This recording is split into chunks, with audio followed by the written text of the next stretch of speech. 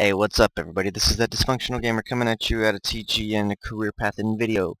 So, earlier I announced on Facebook that I want to start a vintage playlist.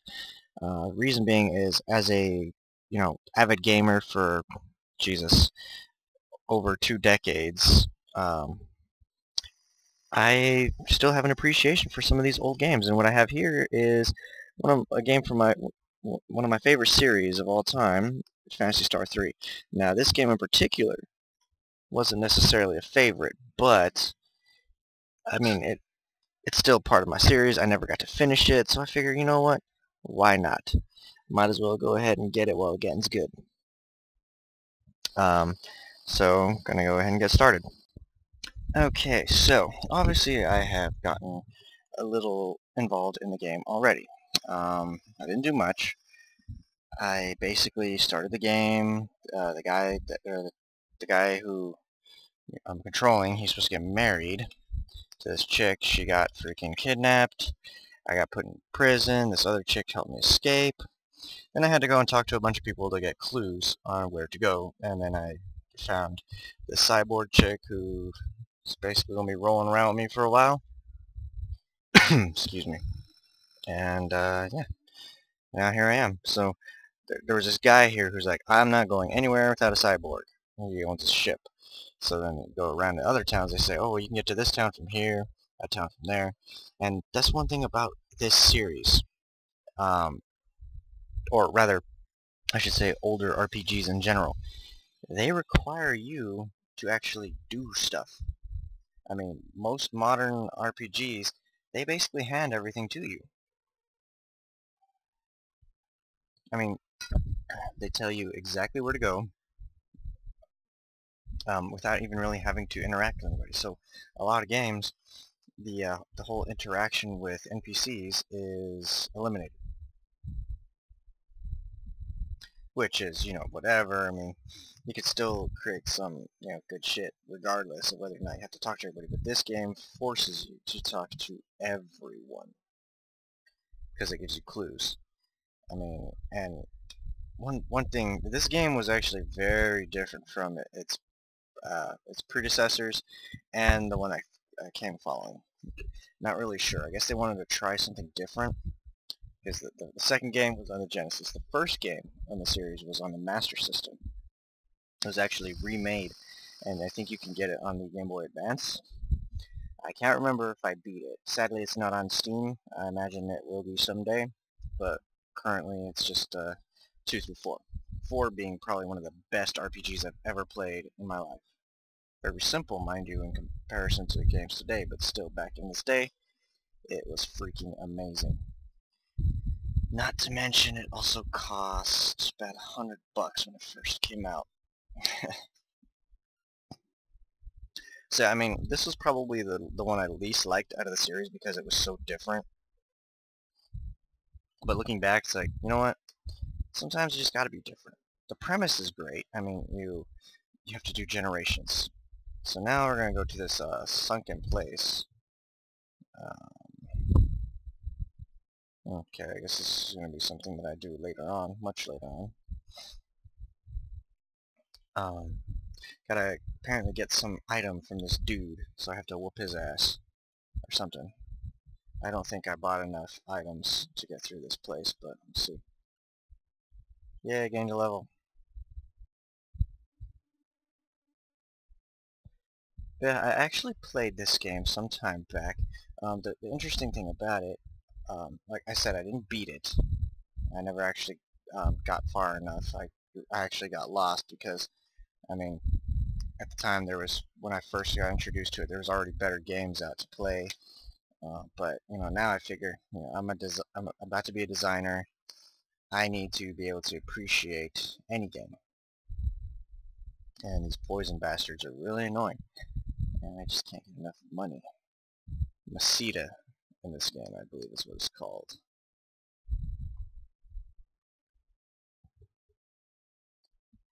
But, yeah, I mean, basically what happens is, you get to a certain part of the game, you marry someone. You have to choose. And your heir looks different based on who you marry, obviously, and they also get different abilities. Great. Both party members are poisoned, and I am not even... I think I have an escapipe, in case things get, hairy down here. The thing about poison in this game, you don't take damage. Instead, it prevents you from healing. So they changed that. If I can get some antidotes, though, which I probably should have saved up for some first before coming out here, I'll be okay. Sadly, it doesn't seem like I can configure the buttons. Nor can I change the sound. That's why you guys don't hear any sound from the game. Because otherwise the volume is excruciatingly loud. And yeah, I'm not gonna have my headset on and record during that. I mean, I'd have to figure something out to have some game sounds while doing this. I'm getting a healthy amount of Mesita here, though. Come on. Stupid buttons. Come on. Yes! Antidote. So I'd like to see, even though it's not going to matter because... Well, that's kind of dumb. Forgot about that. Can't skip over to the side. Really, that's all the healing items I have? What the hell was I thinking? Oh, I forgot to get her another claw, even, because she can dual wield. Well, then again, certain items you can dual wield. Yeah, I mean, I figure I need to be able to appreciate some of the older games, and this kind of reminds me, like, when you play some of these more vintage games, I mean, this game was like, what, 91, 92-ish or something. It really gets you, it lets you know the origin. You see how far where we've come from and how far we've gone. I mean, you can even take it back further, go back to like the days of Zork or something. Alright, looks like I found the dude already. Excellent. And get the hell out of here before I die. Ooh. Not good. But yeah, like, even then, I mean, I think this was the only one... Wait, no, I think 4 had the ability to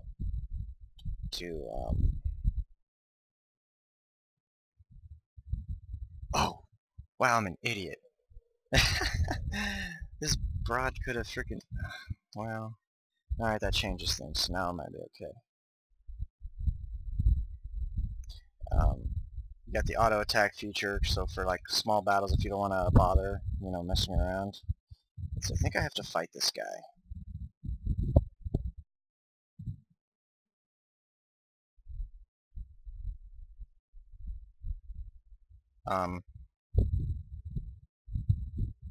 That was kind of anticlimactic. He just kind of hands it over, like, okay, if you didn't need it, why the hell did you take it then, stupid?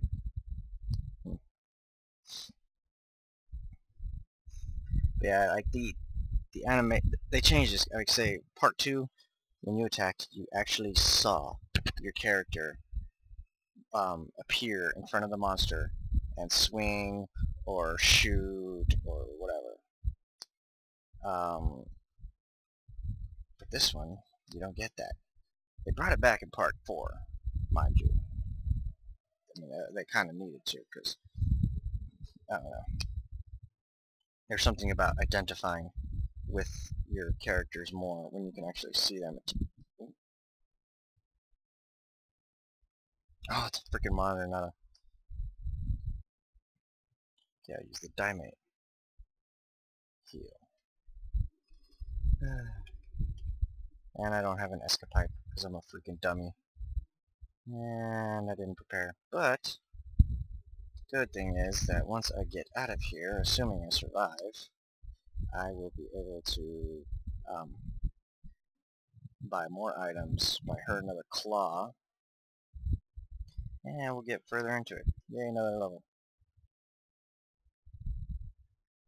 Kind of wish that when you leveled up, it would restore you. So that'd be cool. I mean, even look at the animations of them walking. It's like so simplistic.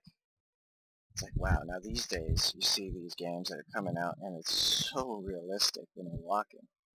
I mean, we've come far. But I still love these games. I will never ever, I mean, God, there's so many old games that I've played over and over. I still have my Super Nintendo, mind you. I don't have that many games with me. My stepdad actually has most of my games from when I left to join the Marines. And when he and my mom split, he carried most everything because, well, he had the most room for it and all that good stuff. And, whatever. But, yeah, I mean, this, like, for example, if anybody has ever heard of the game Paladin's Quest on the Super Nintendo, amazing game. You know, you got all kinds of different characters that you can mess with. You know, it kind of brings more to the table, makes it more. I missed a chest too. Another chest. Whatever. Please don't kill Mew. Mew. Even though I can't heal her. Because I don't have the means to. I don't have an item. It'd be nice if somebody dropped like a Monome or something. That'd be kind of cool, but it's probably not going to happen. Yeah, I don't know. I mean, one thing about these old games, though, is the combat rate is atrocious. As you see, I get attacked so many freaking times. It's ridiculous. One odd thing that I found about this game, though, because I was doing some reading on it, because I was like, well, there's a character in this game that appears in Part 4. I mean, his name's Ren. He's a cyborg, which, it makes sense because, well, you bitch. Damn it, and I didn't frickin'... no, hopefully I can make it. Just... hopefully I can... it's gonna be tough. Oh no. I don't have the means to get out of here quickly. And that completely ruined my train of thought. Oh, anyway, Ren. I was reading, now apparently this game is not even within the same universe as the second one and the fourth one, which I thought was a bit strange, but yes! Oh my god, yes. Now I can be safe, even though it's kind of a waste, but whatever. Got one person left, no sense in screwing around and taking any risks. But yeah, Ren looks the exact same. Oh, frick. Wow. And you know what? I think in this game it makes you start the hell back over. Screw you! Oh, you are a freaking dickhead and you know it. Wow. How embarrassing is this? You all just saw me get my ass handed to me like a cheap hooker. I don't even know what to say for myself right now. I really don't.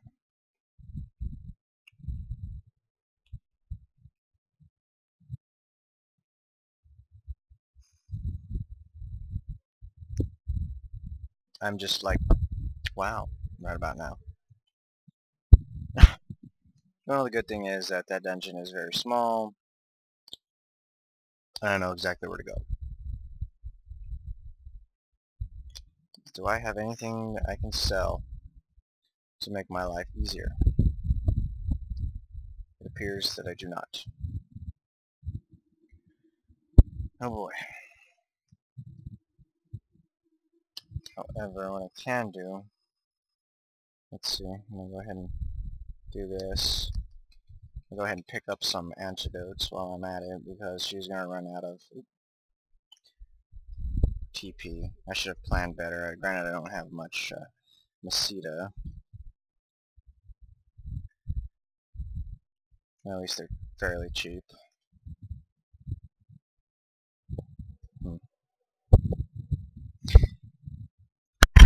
Yes, one of these old games too is like they made it so hard to make gold. Like I remember Dragon Warrior, especially the second one.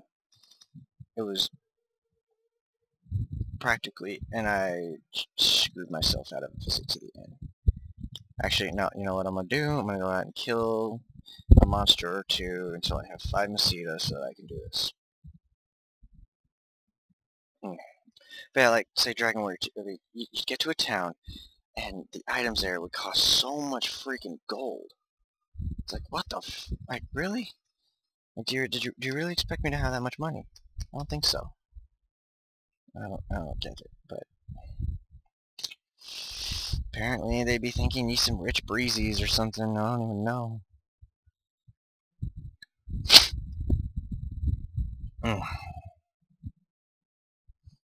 Tell you what, though. This time I'm getting that escapade first before going all the way. I think that gave me enough. Oh, yep.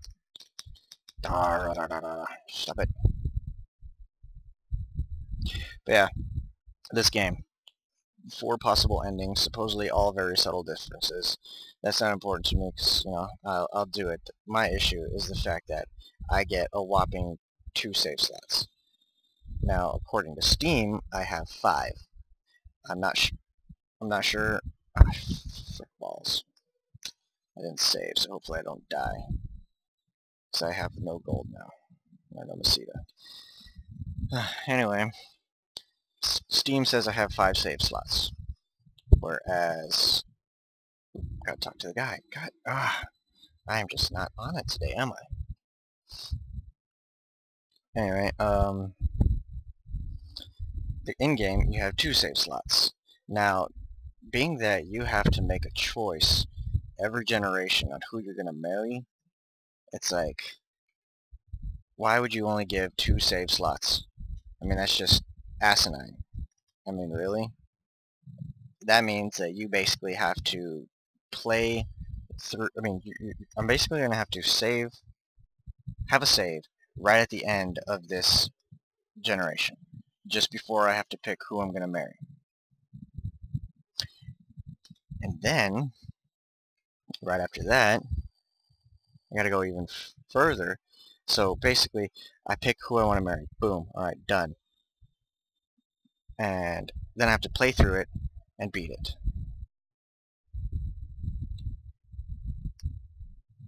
Actually, shit. Even then it'll work.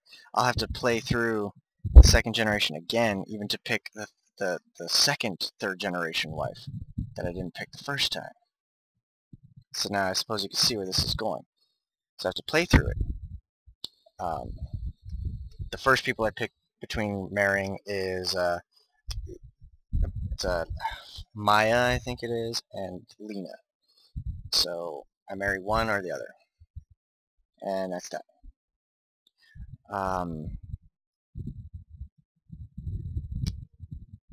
I believe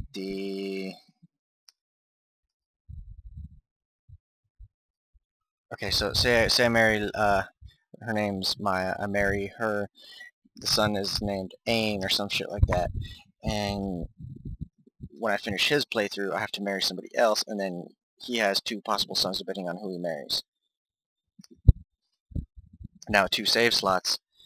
By the time I'm finished with one of the third generation sons, I'm gonna have to go back and completely play through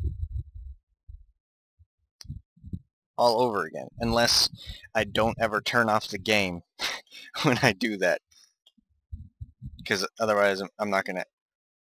I'm gonna have to start right back and play all the way through the second generation with the same guy all over again, and then do it 2 more times for the other side that I didn't already do. That's a lot of bullshit.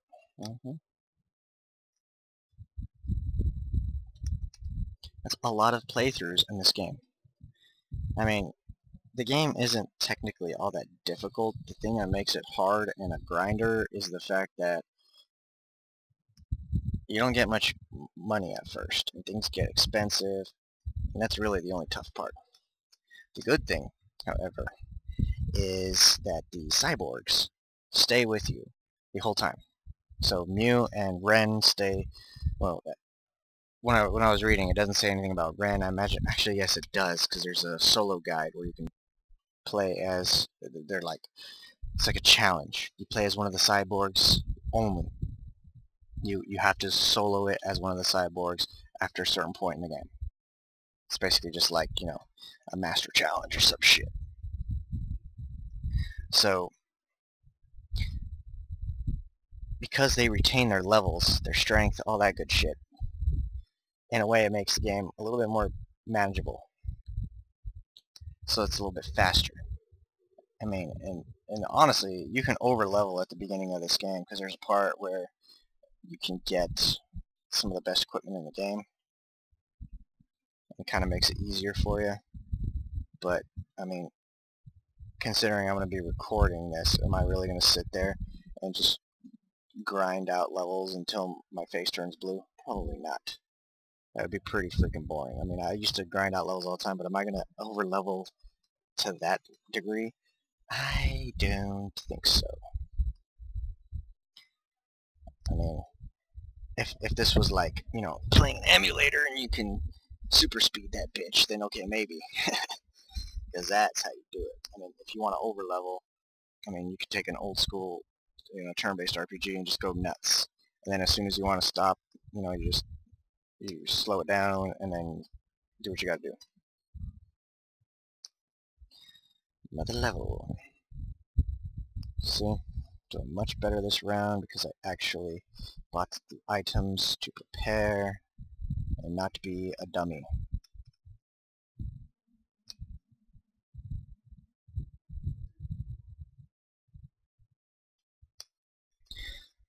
One thing this game moved away from was that in the original, or not the original, the second game, some of the puzzles or the dungeons used to get a little bit confusing because it added a bit of a three-dimensional effect to the dungeon. Like you could see the pipes and everything above. It gave you time, or not time. It gave you the illusion that you're in a three-dimensional space, which, you know, was cool and all. But there's times where you could miss a turn or miss a part of the dungeon. I know I did that in the second one so many times. My first time playing the game, I never actually beat it.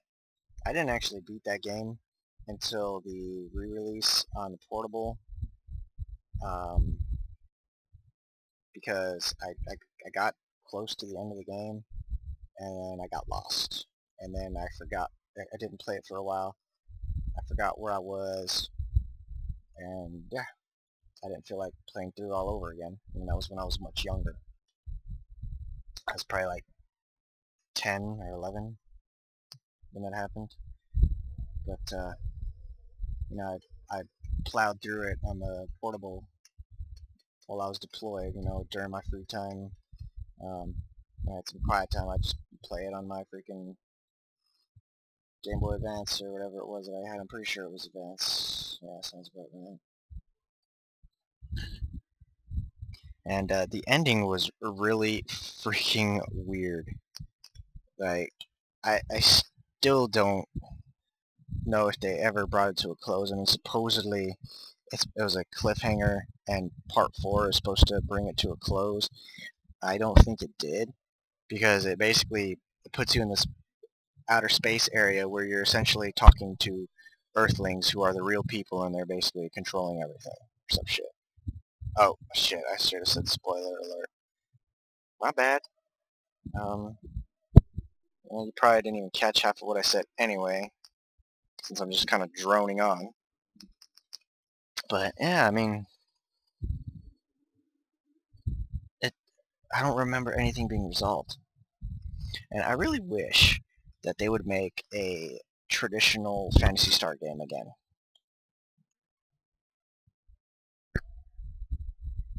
I mean, excuse me. Phantasy Star Online, you know, on the Dreamcast was cool and all. Sadly, I didn't get to enjoy it to its entirety because at the time I didn't have the money to pay for a subscription, and I didn't have the means to even connect my Dreamcast to the internet. And then Phantasy Star Universe, cool game and all, which for whatever odd reason I can't find my PS2 version of it. No idea how the hell that happened. Kind of pisses me off, but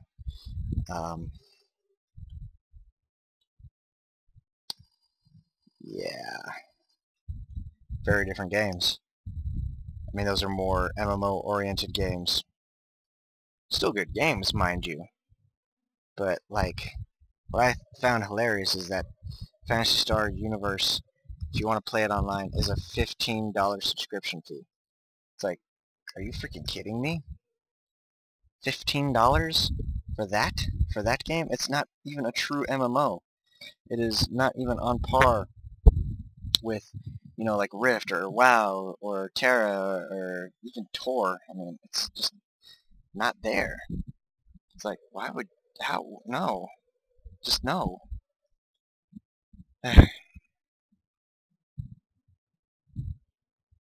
Okay, so now I can enter this cave that was sealed off. First things first. Ooh, I need to buy some upgrades and stuff. I need to make sure. Ooh, look at all that money I made. Now that is what you call baller status. Can she use these? No. Alright, so don't even bother with that. Yes. This is the only thing that didn't make any sense. Like, oh, I freaking bought it. No. See, and that's the problem with these stupid controls. The fact that I can't configure it at all. Ugh, I just lost a good amount. And then it goes right back to the beginning. Like, why can't you just do it right away? No, I don't want shield. Ugh. Well, I wasted, what, 80 Masita? All because I can't configure the buttons. I mean, my buttons are ASD for this game, which seems simple enough, mind you, and it really is, but, like, I like to be able to confirm my buttons. Like, here I have just the odd buttons, like, S is my cancel out button. Like, really? I want it to be B. It makes more sense to me. I mean, on the Sega Genesis, the controls were ABC, if I remember correctly.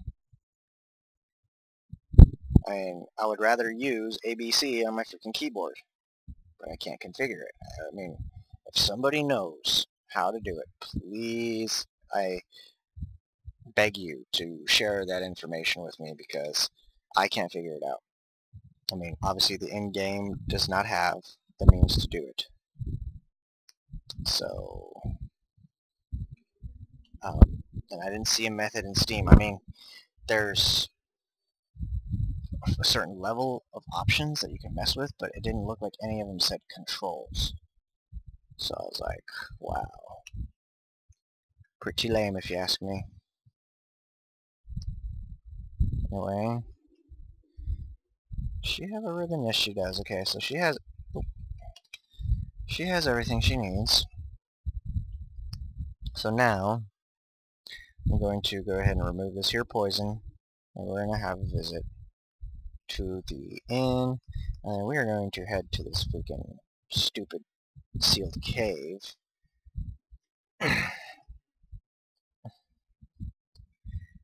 That I can now get into since I have the sapphire. Now, mind you, it is kind of annoying the fact that they basically send you around on wild goose chases.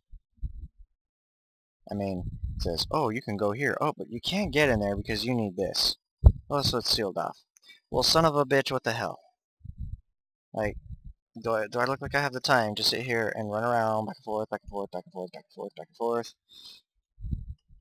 I mean, I know they tried to add more than what Phantasy Star 2 had, and Phantasy Star 2 was a fairly difficult game. I mean, there was a challenge to it, and of course,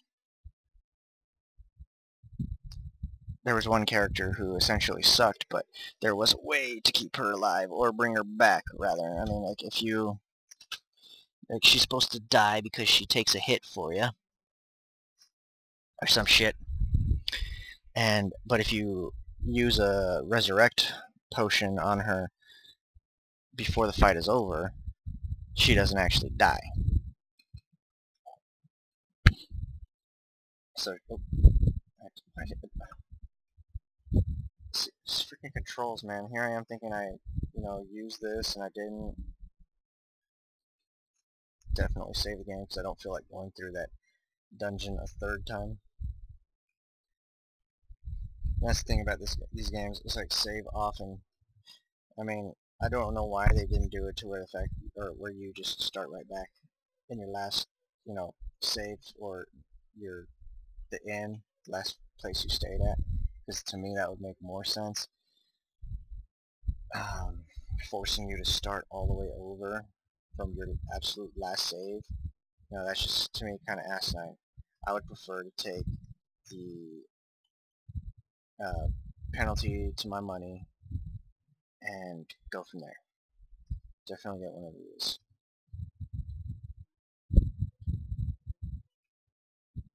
I mean, old school games really require you to be prepared. It's not like, I mean, more of the new school games. And one thing, oh my god, I don't like it. I prefer it when you have the means to get the hell out of a dungeon quick, fast, and in a hurry when you finished it. I mean, when you have to walk all the way out manually and then fight through all the monsters again, that's annoying. It's really freaking annoying. But, whatever. Alright, so what I'm going to do here is, in this game you have a monitor that basically gives you your map. Okay, so off to the east, if you see, the map's a little bit skewed in how it shows, but you get the general idea. So I basically have to go all the way to the east, get into this little cave. And why are you chopping up on me? I actually seem to recall one of my saves disappearing because, I mean, one of the problems with cartridge games back then is saves used to disappear because they weren't very stable at all, and it made me a very sad panda.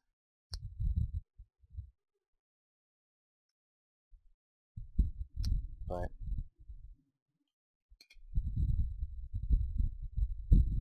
yeah, and you have to keep checking the map here because it becomes misleading. And here's the temple. It says only a Layan can enter, which means that I'd have to marry the Layan chick. I think this is the cave. Yep. Ah, okay, so they do have a little bit of three-dimensional issue here. It's kind of the same design except for, I do recall in Phantasy Star 2 you actually could see the dungeon space above you. Same general principle, mind you, but a little different layout. And then, of course, Phantasy Star 4 took everything that the first three games did right, put them all together very well, and it was just an amazing game.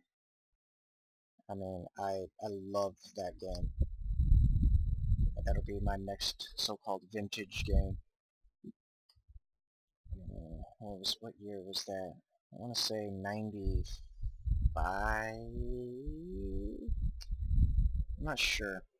I was probably about 12 or 13 when it came out. These assholes are hurting me. I don't like this magic shit. It's not very nice. I demand to be treated with respect and dignity. Okay? Okay. Okay.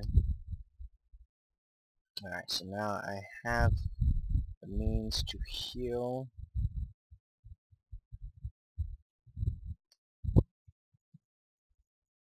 So that's one interesting thing also is in part 4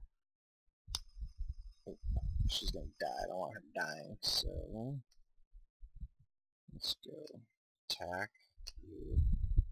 You I'm going to use a heal yourself. And are you so much for being fast, you stupid bitch. Oh my god. Pretty much screwed in the ass.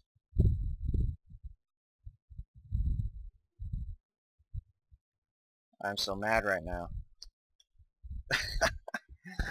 That's 2 defeats in the same go. Alright, I think that's going to be it for now. I'm going to go ahead and keep going, but I mean basically the general idea is I'm trying to get to the next town, but I'm not going to, force everyone to sit here and watch me get my ass kicked because this game's balance is a little bit off. So anyway, hope you enjoyed the first of my vintage playlist. If you could do me the honor, please like, subscribe, all that good shit. And I will see you all next time. Take care.